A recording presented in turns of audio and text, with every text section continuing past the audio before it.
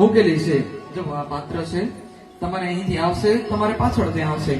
બધા ભગવાનના ચરણોમાં પધરાવાનું અને પાસ કરતું જવાનું. તમારી પાસે આવે તમારે બધા ભગવાનના ચરણોમાં અર્પિત કરી અને પૂર્ણ કરી દેવાનું છે. બરોબર? જ્યારે મંત્ર ચાલુ થાય ત્યારે બધા ભગવાનના ચરણો પર ચડાવવાનું. સૌપ્રથમ પગ ધોવડાવવાના છે.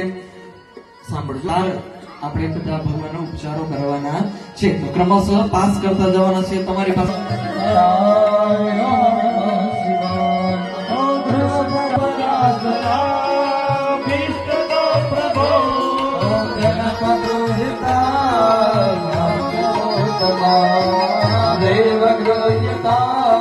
ભાગ્ય